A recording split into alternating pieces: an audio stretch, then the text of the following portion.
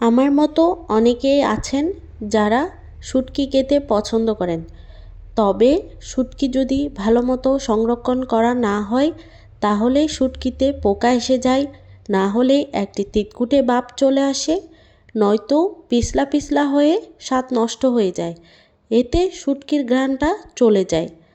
আমি এখানে কিছুটা চুরি শুটকি নিয়েছি, এগুলোকে আমি 2 দিন ধরে ভালো মতো রোদে শুকিয়ে নিয়েছি। আমার ছুরি শুটকি ও লইট্টা শুটকি দুটোই কিনা হয়েছে।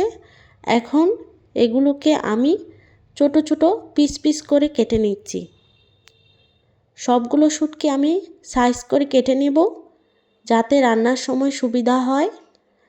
এই যে আমি সবগুলো শুটকি কেটে নিয়েছি। অনেকের ধারণা ফ্রিজে শুটকি রাখলে ফ্রিজ গন্ধ হয়ে যায়, তার জন্য ডাবল পলিথিন দিয়ে ভালো মতো পিন করে সিল করে নেবেন, তাহলে আর গন্ধ হবে না। সাধারণত কেমিক্যাল দেওয়া শুটকি যেগুলো, সেগুলোতে কখনোই মাছি বসবে না। যে শুটকিগুলো শুকোতে দিলে একটু পরেই দেখবেন অনেক মাছি বসতেছে অথবা মাছি ঘোরাফেরা করতেছে, সেগুলো হলো অরিজিনাল শুটকি। যদি মাছি বসে তাহলে শুটকির উপরে একটি পাতলা সুতির কাপড় দিয়ে তবেই রোদে শুকোতে দিবেন। এই যে দেখুন আমি ভালো মতো পিন করে নিচ্ছি। শুটকি যখন কেনা হয় তখন হালকা ভিজা ভাব থেকেই যায়, সে কারণে শুটকি একটু শুকিয়ে নিতে হয়।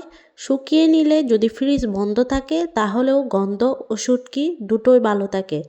তবে আপনারা চাইলে শুধুমাত্র রোদে শুকিয়ে নিয়ে পলিথিনে ভরে রেখে দিতে পারেন, সেক্ষেত্রে আমার মনে হয় গন্ধটা কিছুটা চলে যায়। শুকিয়ে ফ্রিজে রাখলে ঘ্রাণটা থেকে যায় যেরকম নতুন কেনা হয়েছে। আমার কিন্তু আবার শুটকির ঘ্রাণটাই ভালো লাগে, ঘ্রাণ ছাড়া শুটকি খেতে একদমই ভালো লাগে না। কে কে আমার মতো আছেন অবশ্যই কমেন্ট করে জানাবেন।